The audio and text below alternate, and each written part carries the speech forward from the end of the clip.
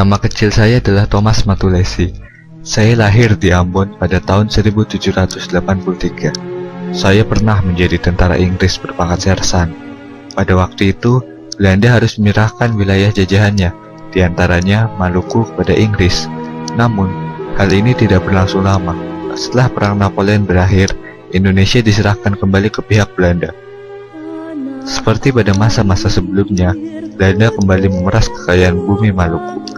Penindasan dan tindakan-tindakan kasar yang dijalankan Belanda menjadi salah satu sebab bangkitnya penduduk Maluku melakukan perlawanan. Dan sasaran utama rakyat Maluku adalah mengembangkan kekuasaan Belanda dengan cara merebut benteng Dorset, lambang kolonial di Saparua.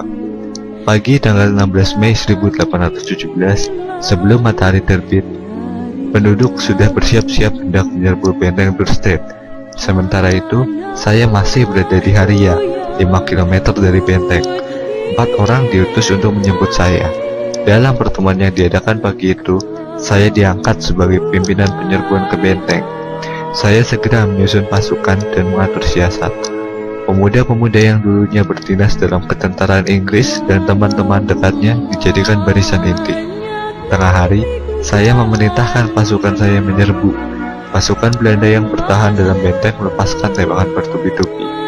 Benteng dapat dikuasai dan semua tentara Belanda ditangkap.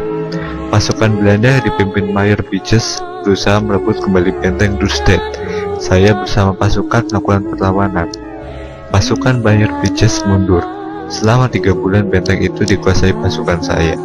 Belanda kembali mengerahkan pasukan besar-besaran untuk menyerang kami. Pasukan saya kemudian mengosongkan benteng itu. Setelah kejadian itu, Belanda kemudian mengadakan serangan besar-besaran. Pada bulan November 1817, saya ditangkap Belanda, dan puncaknya pada tanggal 16 Desember 1817, saya gugur dengan cara dihukum gantung.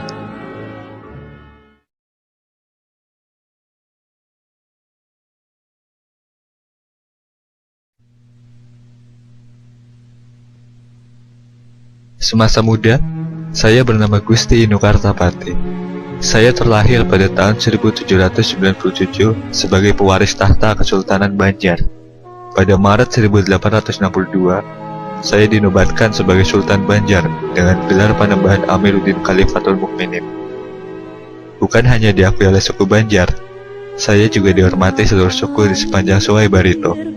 Saya melanjutkan perjuangan Sultan Hidayatullah yang ditipu dan diasingkan Belanda ke Cianjur. Saya ada di balik perang Banjar. Saya bersama ratusan prajurit menyerang tambang batu bara Belanda di Pengaron 25 April 1859. Kecamuk perang demi perang pun saya mainkan. Belanda mengamuk, tapi saya tak juga kalah. Pujukan menyerah tak pernah ditanggapi oleh saya.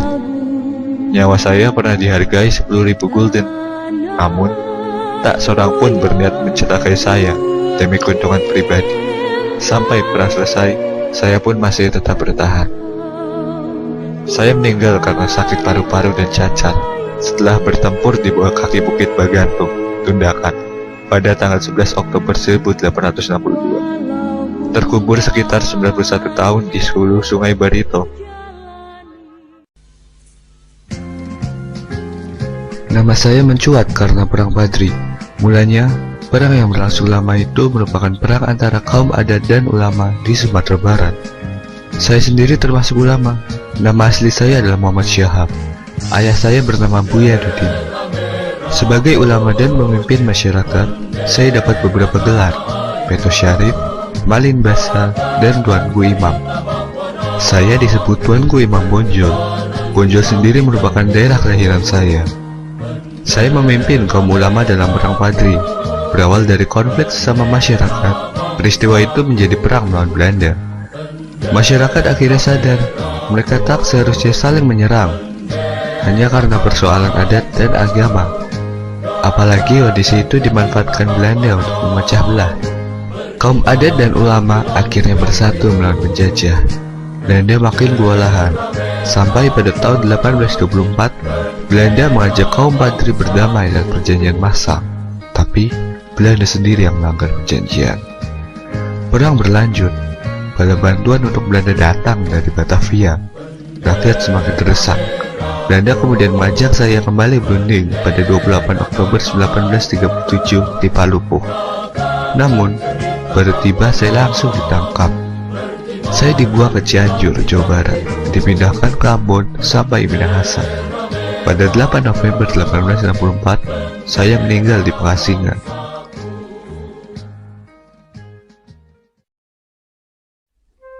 Nama kecil saya adalah Raden Hasan. Saya putra dari Sultan Muhammad Badaruddin bin Susuhunan Ahmad Najamuddin dan Ratu Agung Putri Datuk Murni bin Abdullah Al-Hadi. Saya dinobatkan pada hari Selasa 22 Zulhijjah 1218 atau 1803 Masehi sebagai Raja Palembang yang ke-7 dan bergelar Sultan Mahmud Badaruddin II. Pada tanggal 14 September 1811 terjadi peristiwa loji Sungai Aur, yaitu 4 hari sebelum terjadi penyerahan di Tuntang. Saya telah mengakhiri pengaruh kekuasaan Belanda di bumi Palembang dari pengaruh kekuasaan asing. Saya sebagai seorang pemimpin punya pandangan yang jauh ke depan dan dapat mempergunakan kesempatan yang tepat untuk membebaskan Kesultanan dan rakyat Palembang dari pengaruh kekuasaan asing. Pada tanggal 18 September 1811, berdasarkan penjajahan Tuntang, Belanda menyerahkan Palembang ke Inggris. Ini merupakan awal dari upaya mengadakan perlawanan terhadap angkatan perang Inggris di kota Palembang. Saya menyingkir ke daerah pedalaman untuk kemudian mengatur perang gerilya bersama rakyat. Perang gerilya yang dipimpin oleh saya di daerah pedalaman inilah memaksa Inggris harus mengakui keunggulan saya dan kemudian mengakui pula kedaulatan saya sebagai seorang raja. Belanda yang berdasarkan perjanjian Inggris-Belanda tanggal 13 Agustus 1814 dibenarkan mengambil kembali daerah-daerah yang pernah diduduki oleh Inggris. Pada tanggal 24 Juni 1821, saya beserta putra saya Pangeran Ratu ditawan, dan pada tanggal 3 Juli 1821, saya kemudian diasingkan ke Ternate.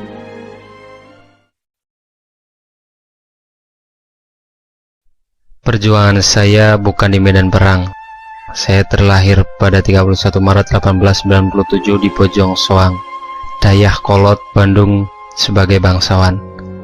Ayah saya bernama Naat Maja yang setelah menunaikan ibadah haji berganti nama menjadi Raden Haji Adam Rahmat.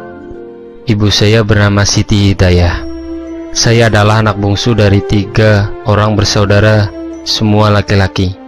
Sebagai orang Indonesia yang masih terjajah Belanda, saya sangat beruntung. Saya menamatkan pendidikan dasar di Holland Island School, HIS, Bandung. Selanjutnya, saya melanjutkan di Sekolah Guru Bandung, serta di Hogireh Quick School, Sekolah Guru Atas di Purworejo, Jawa Tengah. Usai menamatkan pendidikan, saya menjadi guru HIS di Banjarnegara, Jawa Tengah. Pada Juli 1920, saya mengajar di HIS bersubsidi serta Perkumpulan Perguruan Rakyat Bandung. Saya banyak terlibat dalam kegiatan administratif kemerdekaan. Saya pernah terjun ke dalam organisasi Budi Utomo cabang Pekalongan tahun 1925. Saya juga menjadi anggota Gamenterat Dewan Kota Pekalongan mewakili Budi Utomo. Budaya Sunda juga menarik perhatian saya. Saya aktif di paguyuban Pasundan.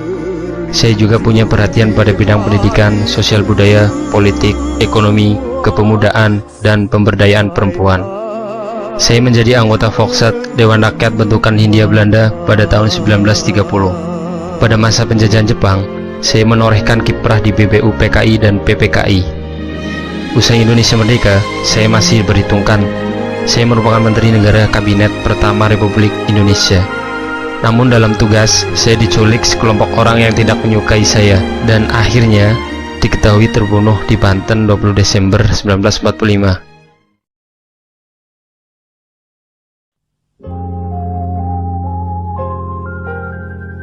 Saya adalah I Gusti Ngurah Rai. Saya lahir pada tanggal 30 Januari 1917 di Desa Carangsari sebagai putra kedua dari 3 orang bersaudara. Ayah saya bernama I Gusti Ngurah Palung. Saya menikah dengan Nyi Desok Putukari. Dari perkawinan ini, saya memperoleh 4 orang anak, 3 orang laki-laki dan 1 perempuan. Anak perempuan saya meninggal dunia tidak lama setelah lahir. Ketiga anak laki-laki saya adalah I Gusti Ngurah Gede Yugdana, I Gusti Ngurah Tandera, dan I Gusti Ngurah Alit Yuda.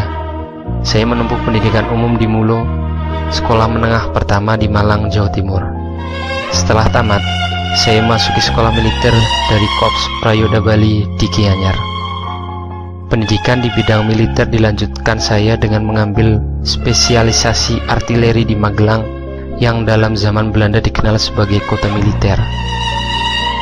Dalam bulan Maret 1942 di Indonesia terjadi pergantian penguasa. Pemerintahan Belanda berakhir setelah Panglima Tentara Hindia Belanda menyerah tanpa syarat kepada Jepang di Kalijati pada tanggal 9 Maret 1942. Sejak itu Indonesia berada di bawah kekuasaan Jepang. Saya menghimpun pemuda-pemuda Bali untuk menyusun kekuatan menentang Jepang dan melakukan gerakan bawah tanah yang diberi nama Gerakan Antifasis atau GAF. Sampai masa akhir pemerintahan Jepang, saya tetap melakukan gerakan bawah tanah. Setelah kemerdekaan Indonesia diproklamasikan, saya menghimpun kekuatan para pemuda untuk melakukan usaha-usaha merebut kantor-kantor pemerintahan dari tangan Jepang. Dari Sunda kecil, saya kemudian pergi ke Yogyakarta guna mencari senjata dan sekaligus membicarakan status TKR Bali dengan markas umum TKR di Yogyakarta. Kembali dari sana, saya tersentak karena Bali telah diduduki Belanda. Saya kecewa karena Belanda melanggar perjanjian Linggarjati. Bersama pasukan kecil Ciung Wanara pada tanggal 18 November 1946, saya pun menyerang Tabanan. Belanda membalas dengan pertempuran lebih sengit. Terjadilah puputan Margarana. Belanda berhasil mendesak pertahanan pasukan saya sampai di Ciung Wanara. Saya dan pasukan dipukul mundur. Saya sempat meneriakkan kata puputan, artinya perang habis-habisan.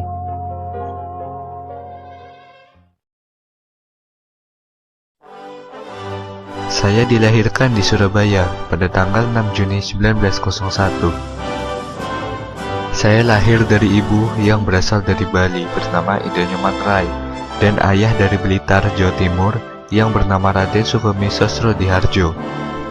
Mula-mula saya bersekolah di Fall School, Standard School, European Girls School di Sidoarjo, Jawa Timur. Kemudian pada tahun 1915, saya melanjutkan di HBS Surabaya dan 5 tahun kemudian melanjutkan di THS, Bandung. Masa pendidikan di perguruan tinggi dapat saya selesaikan pada tahun 1925 dengan menyandang sarjana teknik atau insinyur. Pada tahun 1925, saya mendirikan dan menjadi ketua Algemene Studi Club di Bandung, yaitu suatu perhimpunan pelajar yang berjiwa nasionalisme. Kemudian pada tahun 1927, bersama-sama dengan Mr. Sunario, saya mendirikan sebuah organisasi pergerakan, yaitu Perserikatan Nasional Indonesia, yang kemudian pada bulan Mei 1928 diubah namanya menjadi Partai Nasional Indonesia. Pada awal masa pendudukan Jepang, saya bersama dengan Muhammad Hatta, Ki Hajar Dewantara, dan Mansur mendirikan dan memimpin Pusat Tenaga Rakyat atau PUTRA. Pada bulan September 1943, saya diangkat menjadi Ketua Cho Sang-in, di samping juga menjadi pemimpin Jawa Hokkaikai. Dan pada bulan Agustus 1945, menjelang proklamasi kemerdekaan RI, saya terpilih sebagai Ketua PPKI. Pada tanggal 17 Agustus 1945, saya bersama-sama dengan Hatta memproklamasikan kemerdekaan Republik Indonesia. Dalam agresi militer Belanda yang kedua, tahun 1948, saya dan Hatta serta beberapa pemimpin republik lainnya ditawan Belanda untuk kemudian berturut-turut diasingkan ke Prapat, kemudian Bukit Manumbing, Bangka. Tanggal 6 Juli 1949, saya kembali ke Yogyakarta, dan pada 16 Desember 1949, saya dilantik menjadi Presiden Republik Indonesia Serikat. Pada tanggal 17 Agustus 1950, saya dilantik menjadi Presiden Negara Kesatuan Republik Indonesia, dan tanggal 5 Juli 1959, saya mengeluarkan dekret Presiden tentang kembali ke UUD 45. Saya wafat pada tanggal 21 Juni 1970. Saya dilahirkan di Bukit Tinggi, Sumatera Barat pada tanggal 12 Agustus 1902. Saya menyelesaikan pendidikan di Europe Leisure School ELS tingkat sekolah dasar di Bukit Tinggi dan Mer Yuit Gibrit Leisure Onderwijs Mulo setingkat sekolah menengah pertama di Padang. Sudah itu saya masuki Handels Middelsbar School, sekolah menengah ekonomi di Jakarta. Tamat dari sekolah ini pada tahun 1921, saya berangkat ke negeri Belanda untuk mengikuti kuliah di Handels Hoger School, Sekolah Tinggi Ekonomi di Rotterdam. Perjuangan politik menentang penjajah Belanda dimulai saya melalui PI. Sebagai ketua PI, saya menggariskan haluan politik PI, yakni non-kooperasi dan mencanangkan semboyan Indonesia Merdeka sekarang juga.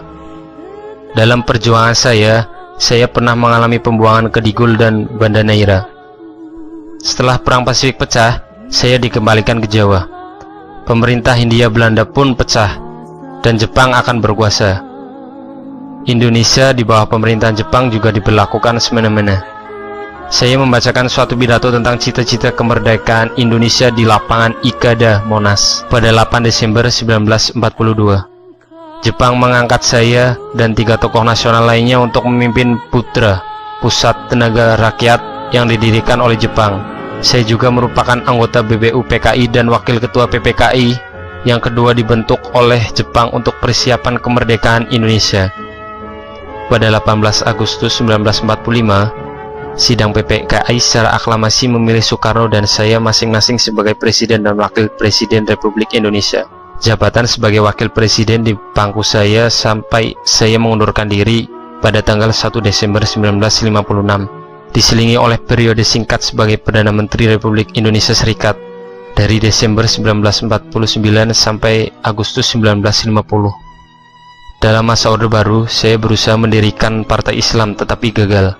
Saya kemudian mendapat kepercayaan dari pemerintah untuk membentuk sebuah panitia dikenal sebagai Panitia 5 dengan tugas membahas masalah Pancasila. Saya yang lebih dikenal dengan sapaan Bung Hatta meninggal dunia pada tanggal 14 Maret 1980.